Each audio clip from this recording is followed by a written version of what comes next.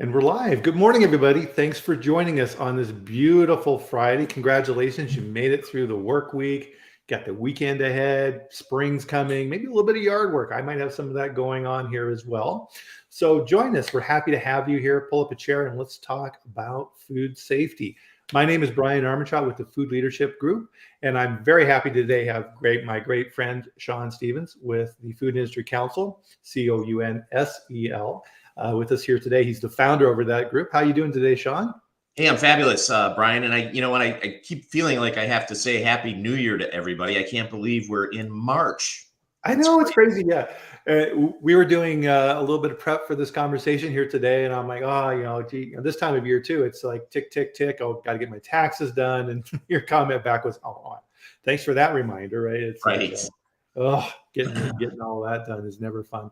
How's the weather in your neck of the woods? We've had like 3 winters.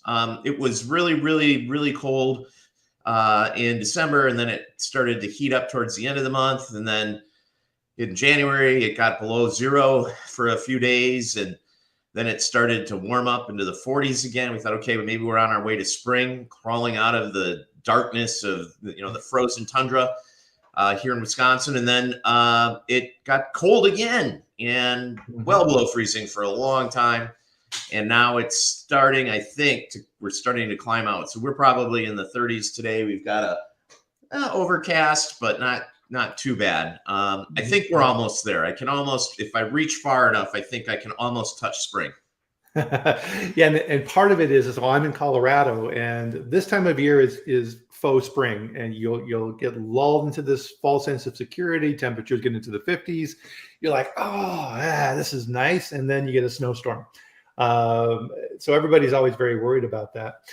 Although I heard from a colleague of mine that this has been the coldest winter on record for Colorado in like 20 years. So yeah, wow. It's been cold here too. So. Wow. I'm sure that Cheryl in Chicago and Tim up there in Minneapolis are commiserating with you as well, Shawn. Oh, hey, it's good for home delivery. Yep, there you go. And that's something we'll be Amen. talking about here today, definitely. Megan, nice to see you. And of course, Robert, good to see you, my friend. If you're new to this channel, and what's great about this is the community we're building and some of the friendly faces, Stephanie over in Munich, Germany, over in that area, beautiful area of the world. This is a fantastic opportunity to talk food safety, because as we are all very aware, and part of what I talk about on this show quite a bit, is food safety is not a point of competition, right? We're all building food safety cultures, and we're all learning from each other and figuring out the best way forward, because we don't need to reinvent the wheel. And so every week at this time, so 8 a.m. Mountain Time, 9 a.m. Central, where Shawn is at, we go through a different food safety topic. And if you don't know Shawn, he's one of the leading food lawyers here in the U.S. He knows a ton. And Shawn, what I love about how you do things is, and this holds true in food safety and quality assurance as well, is that you need to have a balance, right? You need to look at things pragmatically. And one of the things that I've always taught my quality managers is you need to look at information in 2 buckets. Food quality is a business decision, and it's our job in quality assurance to have the data and the information to make the right business decision, bring that to the leadership team and work through that. Food safety, completely different. Food safety is a yes or a no. If there's any type of an issue associated with food safety, you need to make that call. And people like Shawn and his team are really, really helpful in making you understand those types of decisions. And part of this is, and this is a lesson I learned early on, is the time you need to develop a relationship with a food safety lawyer is before you need them, not picking up the phone at 9 p.m. and frantically dialing, trying to get a hold of somebody.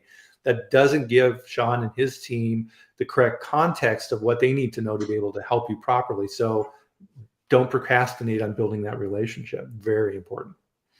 Thanks, Bryan. We view ourselves in this space as a book on our colleagues' bookshelf in their office. Mm-hmm. We may never talk for 6 or 7 or 8 or 9 months, which is good. But when an issue pops or there's a question, we're an email or a phone call away. And as you know, the food industry is quite big, but on a personal level, it's very small, and the relationships are very, very important. And we love growing together. Yeah, absolutely. And part of this, right, is sometimes I'll hear this too, Shawn, is that, oh no, well, we've got a lawyer at corporate. Well, a lot of times, lawyers specialize just like everybody else. And a lot of times in companies, the lawyers at corporate are focused on human resources and contracts and procurement language and making sure that they're compliant with financial requirements under the SEC or things like this. You need a lawyer who specializes in food. So um, part of that is super important. Now, one of the things too is, and I'll put the link at the end in here as well, is Shawn has developed a fantastic tool for researching recalls. If you've gone to FDA's website, yeah, they kind of improved, but I still find myself pretty much, and we were talking about this before we went live, pretty much weekly, I'm going out to his site and looking up information on recalls. So thank you, Shawn, for putting that tool together. It's really good. Thank you. Thank you. Yeah, www.foodrecallreporter.com. Foodrecallreporter.com. And so we put that in right now. There we go. So hopefully that should be coming through. There we go. So one of the things that I always want to do on these chats as well is jump in right away. And today's going to be a fun one. But before we get started here, everybody, join us for a ceremonial sip of your favorite beverage. My wife's a pharmacist, so here's her cute little RX mug that I've stole today. Good stuff. So this is going to be a fun one today because this is really, part of this and what we are, with the segue that we're building in with this is that, a lot of times you just don't have the opportunity to pick up the phone and talk with a food safety lawyer and kind of talk about those different things that are on your mind. And so this is a perfect opportunity, right? So as we're going through this, guys, put your comments in the comment section here and let us know what you're thinking, and we'll throw those questions into the conversation and work them in and get some of these things answered for you. So, geez, Shawn, we'll get the conversation going here because, man, there's been a lot going on in the food industry here lately. What are some of the things that have been kind of catching your eye? Yeah, I think, as we're now emerging from a couple of long years of COVID, and it's, pretty much in the rear view mirror. I'm finding that the FDA is, the way I would describe it, is sort of coming out of hibernation. Mm-hmm. The large sleeping bear has been in its cave for a couple of years, and the agency has now crawled out of the cave. It's shaking the dust off of its fur. It's letting out a very loud roar, and and now it's working its way methodically through the forest, looking for its next meal, and then its next meal, and its next meal. And I can tell you that the agency is very, very, very hungry, and is on the hunt. So how that translates inside the food facility, agency arrives, and it's not unlike, the old days where, FDA inspections were never pleasant. But now they're really, really, really not pleasant. It's almost like the agency for 2 years was thinking about how can we hit reset? And we've been away for so long. We really need to move in aggressively and determine, as if we've never done it before, whether a particular facility is doing everything that it needs to be doing, and is it doing it right? So the agency is looking in the closets, it's looking under the carpets, it's looking in places where food isn't even produced. It's fanning out in these facilities and spending a lot more time than it used to spend. And if you layer on top of the old school sort of observational based inspection, which is, can I smell anything that's off? No. Do I see anything that's frightening? No. Okay, I'll wrap up my stuff and I'll move along. Today, we have the observational based inspection, of course.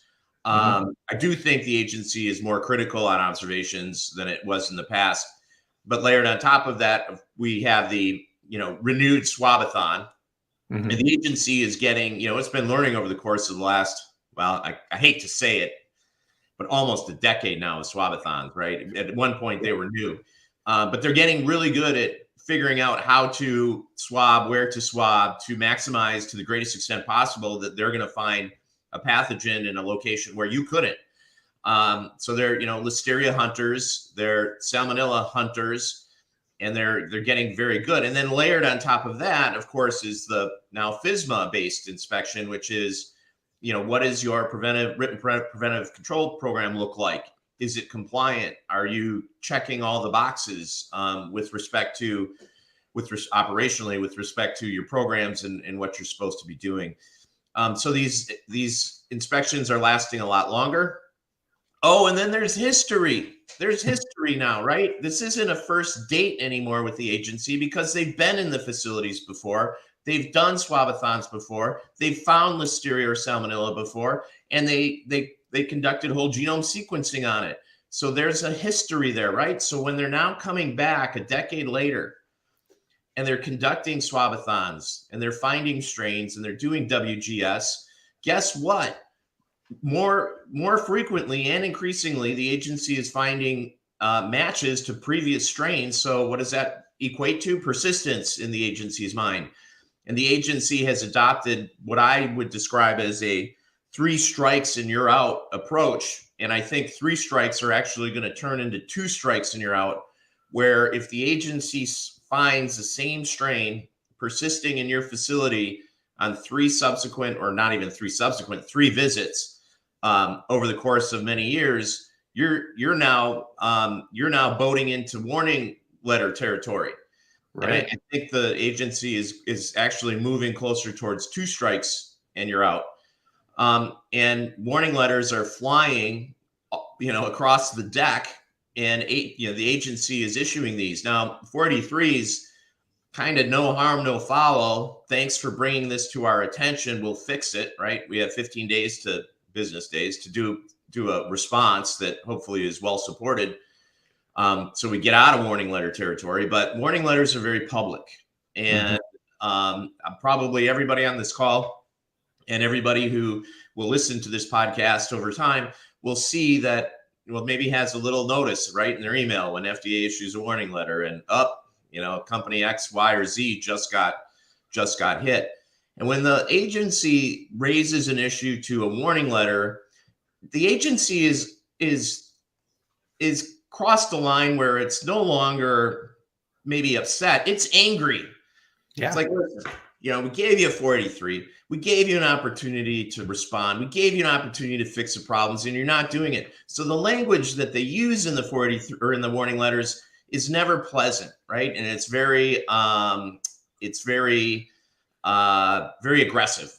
So when, a company gets a warning letter, we see companies losing customers, and some of them will go out of business. Sometimes the agency digs its, grizzly bear teeth so deep, right, into the flesh of the company that is receiving the warning letter that it just eventually bleeds out. It can't escape. So I see a trend in that direction. It really worries me, Bryan, because, I'm on the fence when it comes to pathogen control. And we're really talking about 483s and warning letters that are focused on persistence in food facilities of pathogens.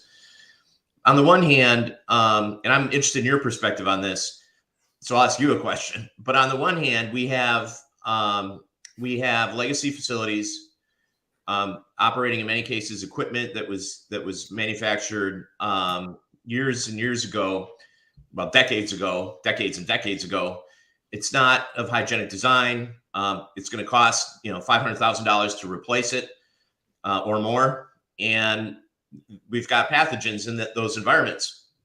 Now we have to eat, right? So we need food facilities producing food, but in some of these facilities, the analogy I always use is I can put, if I have a paper clip here, I can put, 200, I'll take a green one, 250,000 cells on the tip of this paper clip. How in the world, in my legacy food facility, am I going to eliminate every single cell and ensure that it's gone forever? And we're just talking about the strain that the agency is worried about. Well, what about other strains? What about what the employees are bringing to the facility? What about what's coming in on the pallet, the bottom of the pallet that's carrying case product? What about ingredients that are coming in that might be contaminated? So this concept of zero tolerance for persistence, Mm-hmm. while I think is honorable, we don't want strains persisting in our facilities. But on the other hand, if we can we completely eliminate a strain? And I'm frustrated, and I'm still trying to work this out. I also at the same time do agree that if listeria is present in the processing environment, it will at some point, all I need to do is hold up my paperclip and sneeze, right? It will end up on the line. It will get into food at some point. Now, Mm-hmm. at levels that'll make people sick, depends, I guess, on the sanitary condition of the area. But so on the one hand, we really can't prevent it, but we're being asked to, but it's kind of impossible. And we've invested millions of dollars. Are we ahead of it? And even if we were able to eliminate it for, beat it back for, a series of months, will it at some point just reappear? Yeah. So I'll stop there and I'll say your thoughts. Well, I mean, yeah, this is definitely something that we're trying to figure out in the industry because, and I've done, a couple of comments here relative to this. Recently, we did a dissection of the warning letter that J.M. Smucker received for their Jif facility, and it's exactly that. And we're seeing warning letters where FDA is saying, we're finding listeria in your environment, right? They haven't found it on zone 1 or zone 2, food contact, indirect contact surfaces like this. And they're issuing warning letters based on environmental sampling. And I was very surprised too, Shawn, to see in that warning letter with Jif peanut butter that the FDA said, we recommend that you do whole genome sequencing moving forward. And that was one of the first times I've seen FDA actually say you should be doing this. And I found that very interesting. Also on that point, FDA, during the back and forth with the 483 that was issued for that facility, they replied to FDA 4 times with responses. That's not normal procedure either. Normally a 483 is issued, you write your corrective actions, you submit that, as you said, within the 15 days, and then you move forward. But essentially FDA was reviewing this information saying, nope, not good enough, do it again. All right, we want more information. We want more information. Not good enough. Here's your warning letter. Mm-hmm. So FDA, to your point, right, we're definitely seeing this out there in the field. And this is something we've gone over quite a bit too, FDA has their investigator operations manual. This is their training Bible. And in chapter 4, they go over their environmental strategy. You need to read that if you haven't read that. FDA is utilizing their internal resources through CDC, CIFSAN, and these type of organizations to come up with sampling plans. So to your point, if they're going into a bakery, if they're going into a peanut butter manufacturer, they already know, and they're going to be extremely aggressive on sampling. And you need to be looking at these things as well. So there's kind of 2 things here, Shawn, and right. And I don't think, we have the answer on this yet, because in the past, how we did it, right? Oh, okay, we'll sample the same spots and we'll do some vector analysis if we find things and it's all good. I don't think that's good enough anymore.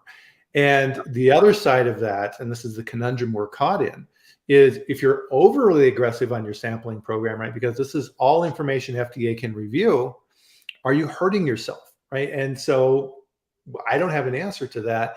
And it's all going to be based upon the context of how you're doing things.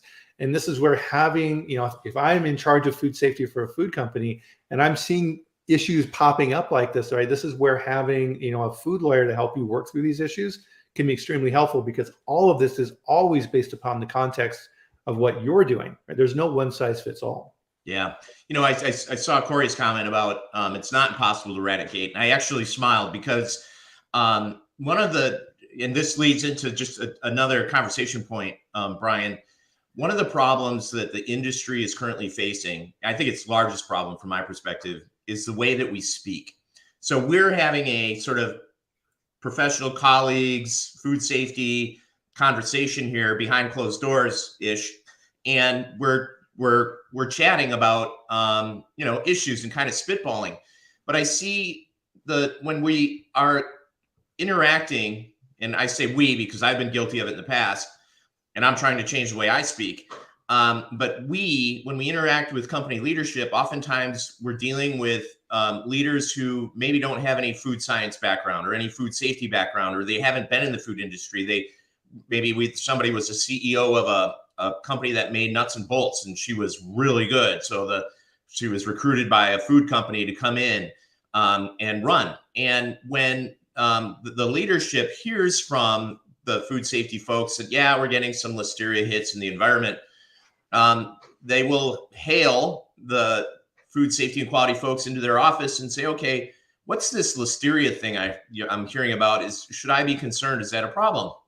And what we historically have done, it's what we were taught in school, what we hear at conferences, and what we practice is, well, we should expect to find listeria. Listeria is everywhere. It's in the environment. It's in the air. It's in the soil. It's good. What I just said, it's going to be brought in by employees. It's coming in on the bottom of the pallet. And if we're not finding it, we're doing something wrong. And what happens is we have trained the leadership to be resigned to the existence of listeria. And as a result, when we do have trends, when the agencies do show up, when we do ask for additional funding to replace a particular piece of equipment because maybe it is almost impossible to clean and we need to just decommission it and get it out of the facility, right? Because it is not of hygienic design.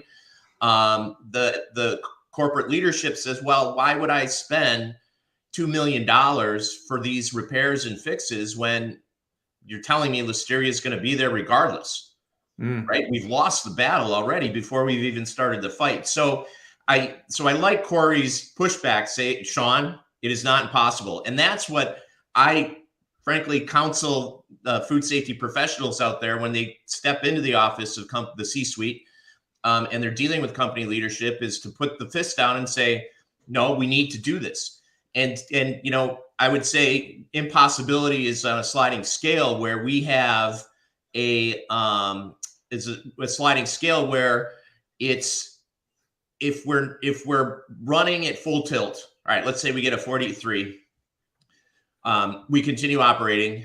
FDA came in and found 20% of their 120 samples were positive for listeria. That's a bad day. And we write a response to the agency. We continue to operate. We get a warning letter. We continue to operate. We're going full tilt, full volume. Nothing's changed, but we're just trying to, we take out the toothbrush and we scrub a little harder. I'm not sure under that scenario. Now everything's variable, but we may not be successful, right, in eliminating what's there. On the other side of the spectrum, if we say, okay, let's take a pause, we shut down production, we stop production for 2 weeks, or even in the routine, take away the warning letter and we get a 43, or we just see trends we don't like. It's infrequent that company leadership will tell the food safety folks, listen, we're going to allow you to just stop production for 7 days so you can come in, we can, decontaminate the environment. We can use gas. We can, do whatever we need to do, disassemble the equipment for a couple days, get everything cleaned and sanitized and put back together. Rarely will company leadership say, yeah, we'll put, all those orders we've promised, right? We're going to put those on hold. And maybe a solution is for, food. We all as humans need holidays, right? We need a little bit of time off. Maybe food facilities need a little bit of time off every year. And we adopt a strategy where each year food facilities agree there's going to be a 2-week period where we just shut down, right, and clean. Mm-hmm. So it's, in this concept of impossibility really depends on corporate leadership, their willingness to invest, their willingness to support the food safety and quality folks so that we can actually do what we need to do. And in a lot of cases, we see, especially when we saw huge volumes of food production jumping up, sanitation periods were actually squeezed, right? So you could have more time on the line. And there was less sanitation happening. So this is a real threat for all of us, and it will never, unfortunately, go away. We just need to continue to get smarter and smarter and smarter in the way that we approach it. And FDA, of course, is the huge bear, which is now running as fast as it can in the rearview mirror, almost catching up to the car. Exactly. And this is something, I think this is an important point. And, so Corey's talking about this as well, right? Is that part of what we need to do, and part of what I preach a lot is our skill set needs to be multiple, right? We can be a super listeria expert and be a scientist who understands everything. But if you can't communicate to non-scientists and people who don't understand this, the importance, you're gonna hit roadblocks. Because to your point, Shawn, senior leadership are executives and they may have no food experience. So it's very important they were able to communicate this information, say, hey, listen, we have to address these things. And guess what, guys? The busiest times of year, let's say we have a Christmas rush, right? And we've got tons of product we need to put out the door. That's our riskiest time because corners get cut and sanitation doesn't have as much time as they thought they had, and maintenance gets pushed off, and these things all snowball, and then all of a sudden you have an event. And of course, what happens then when you have an event is then senior leadership goes, oh, what happened? We had a quality problem or something like this, right? It's like, if they don't understand that, you're going to get a reaction you don't like. So you need to be out there in front of these type of conversations. And it's not easy. Right? Yeah, nobody's saying this is easy. And we preface this conversation at the beginning saying that, yeah, this is going to be contextual, and how do you deal with this, and what type of products are you making? How are you testing? Keep up to date on new technology. So, there's different things that are coming out here around nanotechnology, right? Is there the potential to create viruses that attack particular pathogens and eradicate them from your environment, right? Things are constantly evolving, and that's part of what we're trying to communicate on these type of chats on Fridays as well, is keep up to date, right? There's all kinds of different, don't keep doing the same thing you were doing 20 years ago, right? You're going to get results that are way out of date, and you're going to get caught up in it. Yeah. So changing the way we speak, I say, will we find Listeria? Yeah. But when we do, the red lights need to be flashing. The canary is dying in the cage, right? It's an early warning we need to become extremely aggressive. We need to call the airport fire trucks out to put out the flames, on the undercarriage of the airplane. I don't know if I told you a story, Brian, but my airplane started on fire a number of years ago, and my wife and I had to jump out of it while it was engulfed in flames. But that's Listeria, finding Listeria in the facility. Call the fire department and get them out. And, we've got an issue that we need to extinguish. And I think if we speak more in that language when addressing leadership and dealing with leadership and saying, no, it's not cool. It shouldn't be expected. It shouldn't be anticipated. And when we find it, that's an early signal that, there could be a warning letter somewhere on the horizon. We need to deploy our resources and spend as much money as it takes to get rid of it. We put that type of urgency and tone of our voice. I think leadership will be more receptive, right, to investing. And I'll say, you mentioned earlier, and I, of course, agree 100% because food safety is not competitive when we're dealing with food science and professionals amongst various food companies who we are all on the same team. We're all on the same page, and we're all trying to solve these and prevent problems. Food safety does become very competitive when a company gets a warning letter, and the whole entire world knows about it, and its customers say, well, company B, you got a warning letter, company A didn't. So we're moving our business, and we may never come back, right? So that's another message for, I think, the C-suite, which is, the FDA is on the hunt. Warning letters are being handed out more frequently. And as a result, that's a risk, right? We need to be, and there's history, like we talked about, we need to be thinking about. My next meeting place, not a MEET meeting place, but MEAT meeting place, beef industry. My next meeting place blog, I'm going to focus on and maybe call the agency out a little bit and make them feel somewhat ashamed, because I'm very frustrated with those scenarios where a company gets a warning letter, the company, for persistence, the company then engages in whole genome sequencing on its own internal testing results so that it can determine and then prove that the strain of Listeria or Salmonella that the agency is concerned about has in fact been removed. And then the agency uses the company's embracement of WGS against it, delay the closure of the warning letter. And so the example might be, listen, after the warning letter, we engaged in WGS. We had 3 samples in the first 3 months that were in fact a match to the resident strain, but the WGS enabled us to locate exactly where we believe the original source was and eliminate it. Let's say it was a piece of equipment, and we decommissioned the equipment. It's out of the facility. We solved the problem. And 6 months later, the agency responds and says, well, you know what? You haven't found any listeria in your facility for 3 months, but those first 3 months you found the same strain. We're not convinced it's gone. Mm. Not enough time has passed. And meanwhile, the company's dying because all its customers have left and they're not willing to come back until the agency closes the warning letter.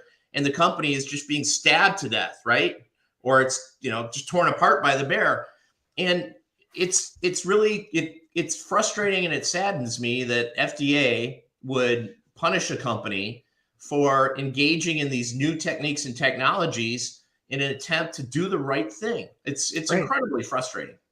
Yeah, absolutely. And I think that's the primary message there is, don't punish us for doing the right thing, right? So Because I'm gonna start writing about this and talking about it, and hopefully I can shame the agency into reversing course on this point and rewarding companies for going down that road, and not just putting their heads in the sand. Absolutely. And so speaking of, history repeating itself, the next issue, Shawn, that kind of caught my attention that I want to get your take on is sesame. So of course, sesame's been added to the allergen list. We have the FASTER Act and things like this. And I'm seeing stories out there where consumers and customers are getting frustrated because companies are now labeling sesame on products that didn't have sesame before, right? And when we had allergen laws that were passed originally, we had these massive warning labels on may contain, and they would just list out every ingredient. And people who had allergic reactions to these type of things suddenly couldn't eat food because everything listed these allergens. So FDA came back to industry and said, you can't do that. You have to have proper cleaning procedures. You have to be able to list this. And if you're saying a may contain statement, we may challenge that when we come in your facility, because if you got bad processes, same as listeria, we're gonna come after you for that. Well, sesame's going down the same path, isn't it? Yeah. So there's been a lot of confusion and frustration within the industry, and if you have a sesame allergy, I feel sorry for you, frankly, because there's a large number of companies that are manufacturing bread products, buns, that previously made both sesame buns and non-sesame buns. But those companies are saying, listen, they're using the word impossible. It's not impossible, to borrow Corey's point. But it's very costly and difficult to fully clean sesame off lines so you can prevent any cross contact. So those companies, to your point, are now actually declaring it. They're saying it contains sesame. Right. And if you have sesame allergies, well, it doesn't really contain it. Perhaps went across a line where sesame was used. So is there a chance of some cross contact at trace levels? Probably. But the number of products that I used to have access to is now shrunk significantly. And, I reached out to FDA and I called the question on the technical assistance network.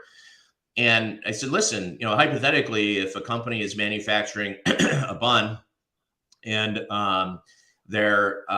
has sesame, and then because they have deemed it, too onerous to clean the line, produces and sells a non-sesame bun and declares sesame it's contained, is that permissible in the agency's eyes?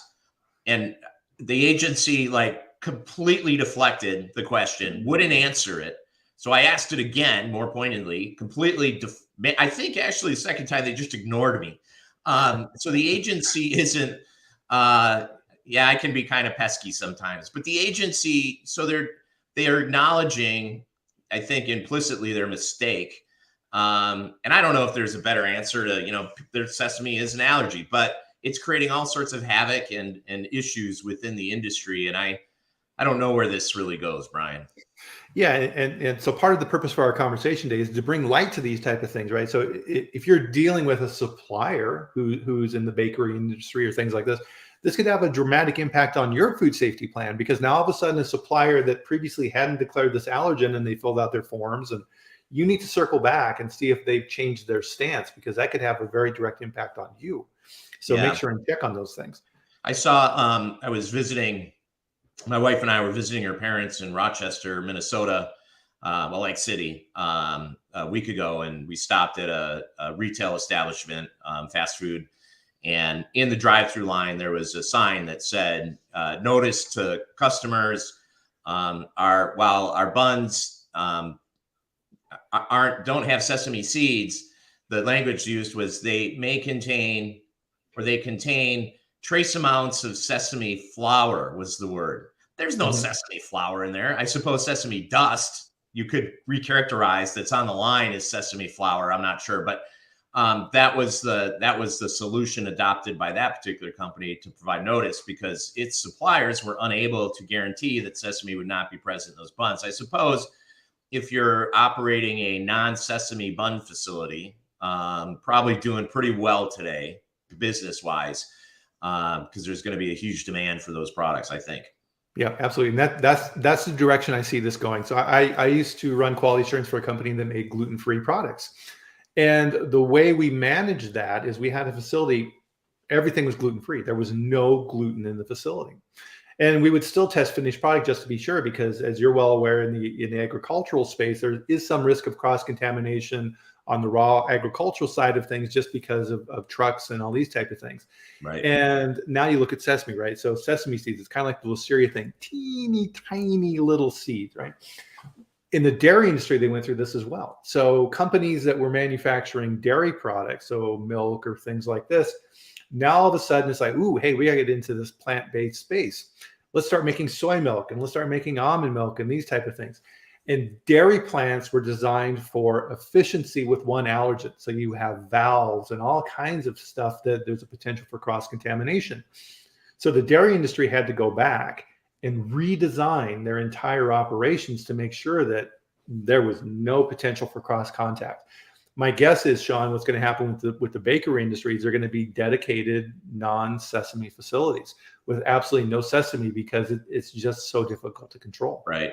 Or walls between lines, right? So, right. Yeah. Right. And even then, right, even if you have lines, walls between lines, you still have common storage areas and things like this. So they're going to have to, in the employees, right? Yeah. Totally. Employees, you name it, sanitation crews, all these type of things. And in the bakery industry, it's dry. In a lot of cases, it's dry clean. So are you really getting those type of things that you need to get? So there's going to be a lot of heavy lifting in that. And unfortunately, at this point in time, there's a lot of ticked off consumers who have now found out that they can't eat the products that they used to eat. And essentially, like your notice in the restaurant, it's like essentially the company is saying, eat at your own risk if you have a sesame allergen. And that's not good relations. So guys, definitely here, this is a prime opportunity to ask Shawn and those type of things that are on your mind. So pop them in the comments here. And if you've got a topic out there that's bugging you, let us know and we'll throw it in the conversation here. Something that I follow quite a bit too, Shawn, is these high profile cases in the food industry. And I post these in my locals group, and I'll put this at the end of the chat as well. So one I follow really closely is Bluebell and Amos Miller, kind of this raw milk case that kind of just never seems to go away. Any takes on those? Yeah, I'll start by saying it was, I believe, April of 2014. I may be off by a month or two, where DOJ very publicly announced it was partnering with FDA in an effort to investigate companies when food companies sell food products that make people sick. And the purpose of those heightened investigations was to determine whether there was a basis for bringing criminal sanctions against either the company or the individuals, the individuals running the company, the responsible corporate officer doctrine. Now, I'll make a point. It's not just corporate officers that against whom charges can be brought, but also lower level employees. We recently had a conviction of a plant manager who is, is a director of food safety at a plant run by a Midwest company for not being completely forthright on salmonella testing that was being done inside the facility with its customers. That was Seneca. So, really, and then of course the quality manager, who is merely an employee at Peanut Corporation of America, she was charged as well. Yeah. Mary Wilkerson, I believe, was her name. Yep. So, really anybody in I'd call it the food safety chain in a food company, all the way up to the CEO, because the CEO is also responsible for food safety, could be on the line for criminal sanctions. And the standard that DOJ uses, and this was true in Bluebell and also in other high-profile cases, is the standard that was developed under the Park Doctrine. And there's a 1975 case involving John Park, who was the CEO of Acme grocery stores on the East Coast. There was a warehouse that was servicing all those grocery stores. FDA came in, did an inspection. There was evidence of rodent droppings on the floor next to a pallet of case product. And they got a 483 issued to John Park. When the agency came back months later, there was still evidence of rodent droppings in the warehouse. So they brought criminal charges against, they referred it to DOJ, and DOJ brought criminal charges against Mr. Park because of the evidence of rodent droppings on the floor of the warehouse near a pallet of case product. He was convicted, and the case went all the way up to the Supreme Court. The Supreme Court said, hey, we agree that DOJ can convict under the following standards, which is, were you aware of a condition that could lead to product contamination? Not aware of product contamination, not intending to contaminate product, just aware of a condition that could lead to product contamination. So in Bluebell, what would that be? Listeria in the environment. We found it in our routine environmental sampling. Well, if we found it in our routine environmental sampling, even in a zone 2, well, that's a condition that could lead to product contamination, because somebody could sneeze, right? And the listeria in that location could aerosolize and travel over and get on food. All right, so that's standard number 1. Are you aware of a condition? Number 2, were you in a position to eliminate the condition or fix the condition? Yeah, we could have shut down, the CEO could have shut down production for a week and disassembled the equipment and sanitized it, and then, start it up again. Or the, QA director could have gone to the CEO and said, listen, we need to, buy some additional chemicals and hire a consultant and, do chlorine dioxide treatment, whatever. Are we in a position to fix it? Yes or no? And then, did you fail to do so? Three elements: aware of a condition, in a position to fix it, and did you fail to do it? And failure is often proven by either illnesses or death amongst consumers who consume the product. So it's a strict liability crime. There's no intent required, just knowledge, in a position, and failure to fix. And the DOJ, which are easy standards for them to bring and meet, the DOJ wins. And in the case of a death, the penalty for each count, or put differently, each ice cream cone sold, is a year in prison and or up to a $250,000 fine. Yeah. So the law has extremely sharp teeth. When we look at Chipotle and, years and years ago, 2015, I think, DOJ was looking at the norovirus outbreak that occurred at Simi Valley, and the company did the right thing. They recognized there was a norovirus outbreak. They shut the restaurant down. They informed the local health department. They decontaminated the restaurant, and they opened back up. DOJ was hung on, well, should they have closed on Thursday morning instead of Friday morning? Thursday, they were aware of a condition. They were in a position to fix it, close the restaurant, and they failed to do so. Well, not at least until Friday morning, when they did exactly what they should have done. But yet, they were in the target hairs of DOJ, and it's rifle. So, we look at these cases, and in some instances, in my opinion, DOJ getting involved and kind of looking under the rug, so to speak, is probably a good thing for consumers. But in other cases, I wonder to what extent what DOJ is doing is more of trying to be, a deterrent to others, and maybe politically kind of motivated in an effort to make an example of a company, hoping that others, don't want to be made examples of, right? And when I talk to the C-suite, I often say, listen, we're living in a new world, right? In the old days, outbreaks happened all the time. And the language that we invented, and I probably was one of those who invented it, was despite best efforts, product became contaminated, and people got sick. And the agencies, especially on the beef side, USDA, there's a warning on the product that says this product may contain bacteria that can make you sick if it's mishandled. So we're acknowledging bacteria is there, but yet when we find it and it causes an outbreak, what do you do in that circumstance, right? Because it's raw animal products. But the agency would come in, do an inspection, write a notice of intended enforcement. You'd go through the regulatory ballet, you'd respond. The agency would have concerns, you'd respond, and eventually it was lifted. And it was back, business as usual. And when we started seeing with PulseNet coming online in the late 90s and the decade that followed, more and more non-beef products being associated with foodborne illness outbreaks, FDA looked over to USDA and said, well, what do they do? They go in, they do an inspection, they write a NOIE. So we'll go in, we'll inspect, we'll write a 483. We'll do the regulatory ballet. Company keeps producing product, and then it's business as usual. And that PCA changed everything. With the fraud and the knowingly shipping adulterated product. It took following Chipotle's issues, DOJ pounced, and within weeks they had there was talk of criminal charges. At PCA, I think a year and a half went by before DOJ did anything. And the only reason they did anything is because Bill Marler visited the Hill and was screaming at Congress with his victims by his side saying, this is not acceptable. Yeah. So then, that of course led to, in part, the passage of FSMA in 2011 and the beginning of the Swabathons and FDA's realization in 2014 that FSMA is nothing more than a speed limit sign. And frankly, I'm sorry, I'll admit it to the group. I don't not speed.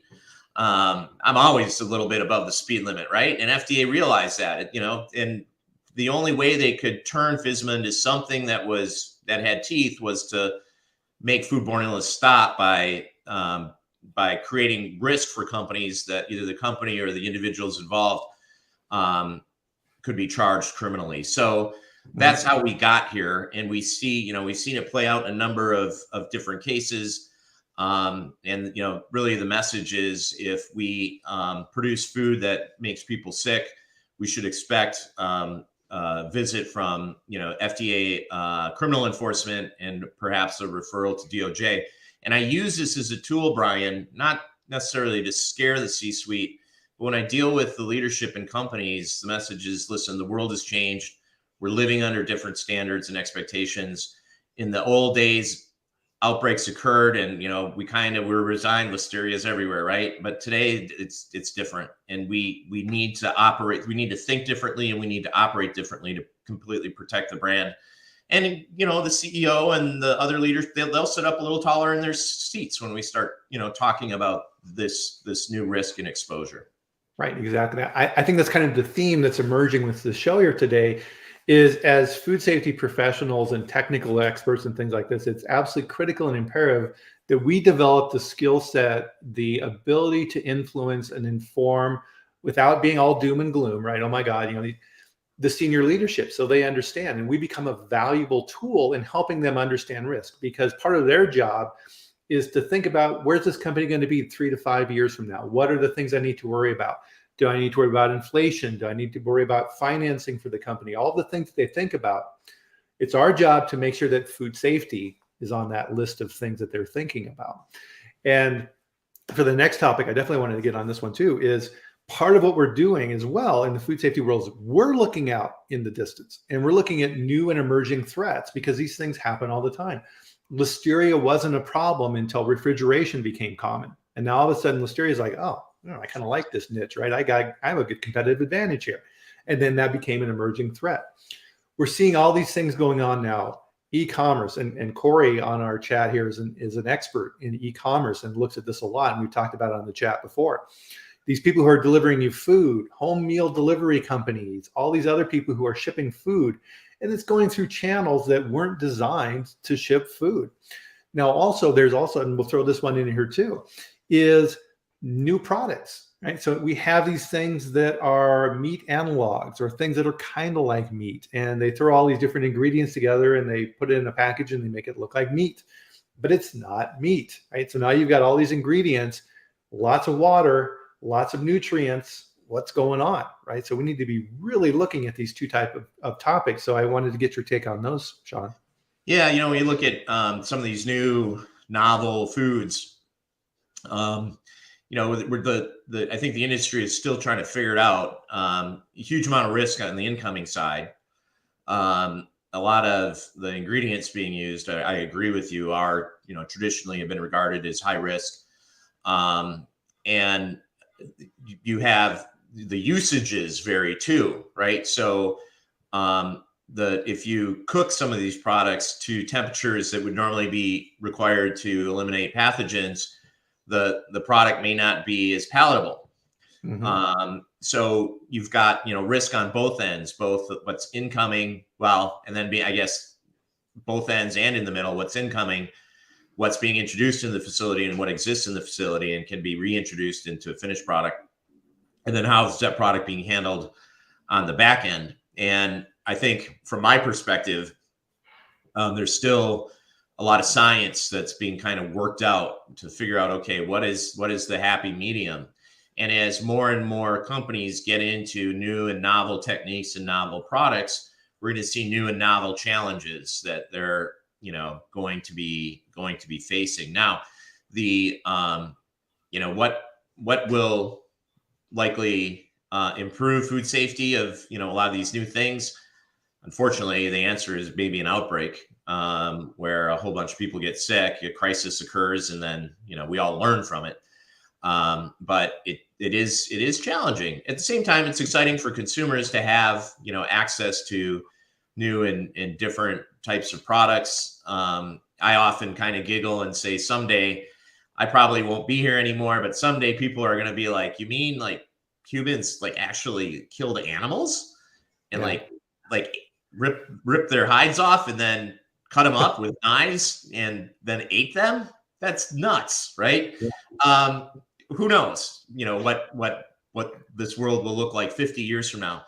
But what is certain is that we are going to continue to be creative, continue to develop new products and new methods, and we'll continue to challenge the agencies on, writing the food safety regs under which we're operating.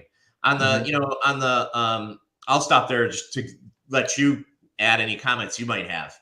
Well, and definitely, I mean, something that always worries me in these emerging type markets, and we saw this in Colorado here with marijuana and CBD, and now all of a sudden people are making food with these things in them who have no idea how to manufacture food.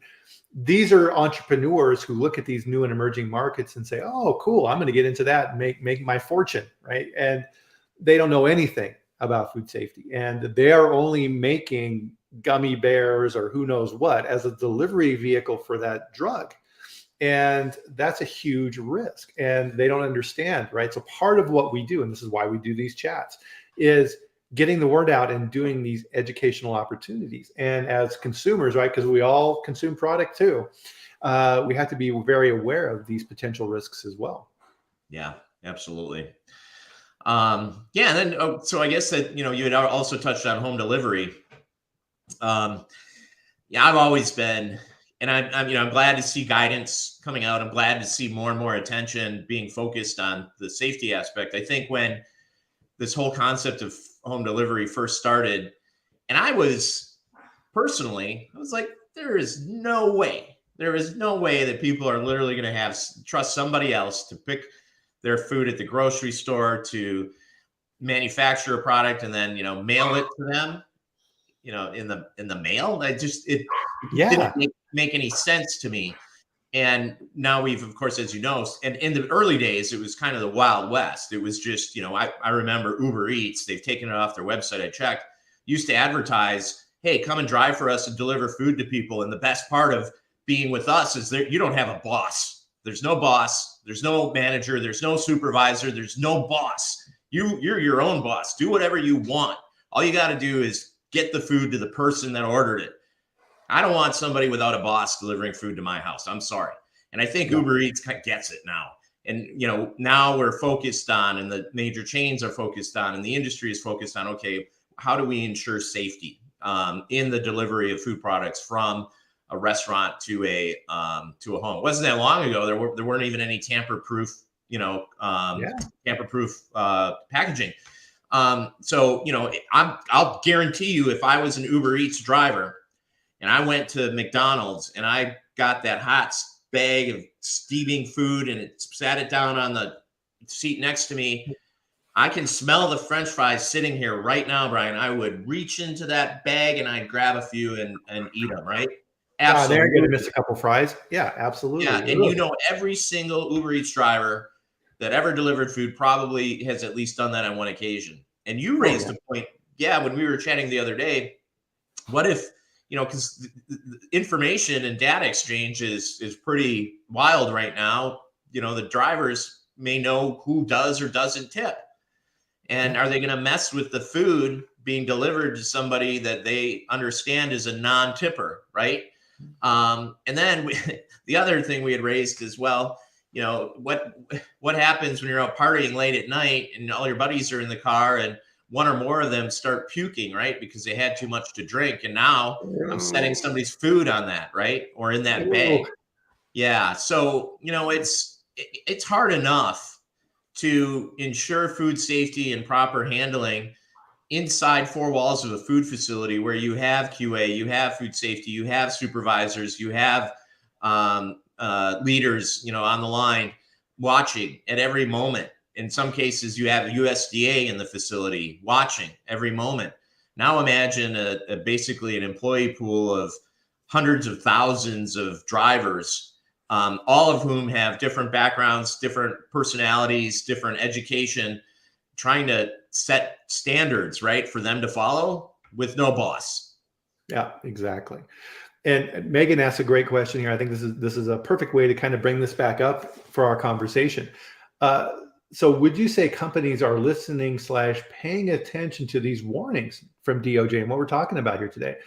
When you see similar examples occur over time, like we're talking about here today, PCA and JIF and these type of things. What's your take on that, Shawn? Yeah, absolutely. So I don't know if you're aware, but we have at various food safety conferences, my colleague and I have been doing mock DOJ trials where my colleague will play the role of the Department of Justice lawyer. I'll play the role of defense lawyer.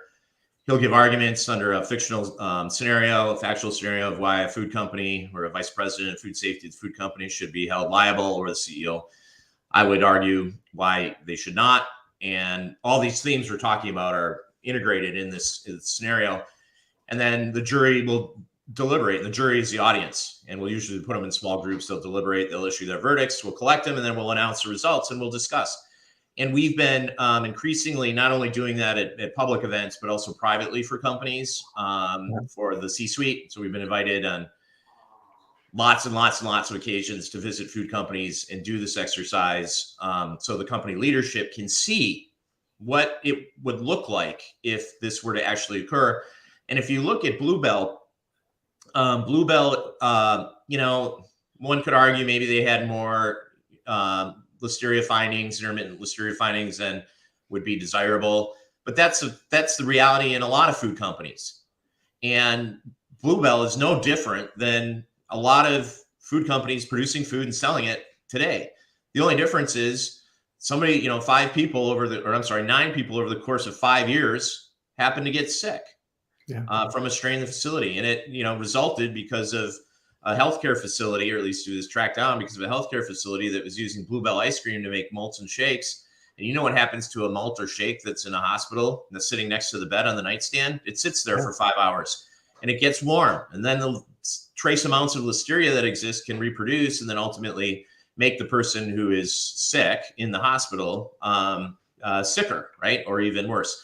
So, you know, so we try to set up these scenarios that we've done it for international restaurant chains and large manufacturers. But we set up these scenarios so they're not too close to home, but indicative of what kind of, you know, could occur in these companies. And I tell you, it has a profound and tremendous effect because the food company leadership, let's say they have 100 lenses that they look through when they're making a decision.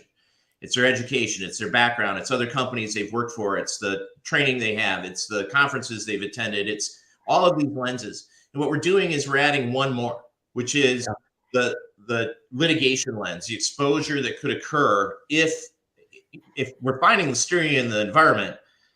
It's now not impossible that it could get in product and someday make somebody sick, and DOJ could be now investigating or threatening charges against the company.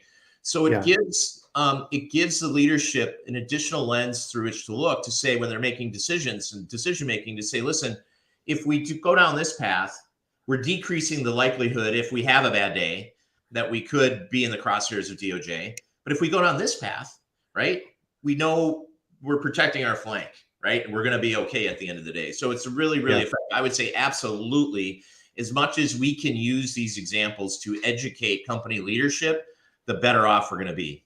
Yep, absolutely. And so here's kind of my thought on this as well, Megan, is that one of the tools, right? Because part of what we're doing here is we're taking an abstract concept and putting it in terms that the senior leadership can understand. And one of the tools I use to do this is exactly what Shawn's talking about is, okay, CEO or whoever you're talking with, picture yourself on the stand and you're being grilled and you have to defend what we did. How comfortable are you with that? And that gets them thinking. The other tool that's really helpful when we're trying to solve very difficult food safety issues or challenges, when we get stuck, is to ask ourselves and our team, what would 12 jurors think? Yeah. And if we ask that question, I can guarantee you in every case, you will land on the right answer. Yep, absolutely. So with that, wow, fantastic. I knew this was going to be a great chat today. Thank you, Shawn. This is great. Part of what we do, right, is twofold, right? There's thinking about things and then executing them, right? So hopefully this is getting you thinking about some of the things that really are important. And part of this, as I mentioned earlier, is I have a free group on locals.com, and you can go on there and look for the food leadership group and sign up. And I will send out notifications from useful sources like, food safety and things like this, and keep you up to date on what's going on.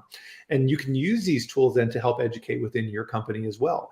And again, use resources, right? Shawn is an amazing resource. It's somebody that you should know, and you need to have contacts with food lawyers who can help give you this perspective and help you within your company to promote what we're talking about here today. So thank you, everybody. Fantastic chat today. I really love it. Thank you, Shawn. Fantastic content.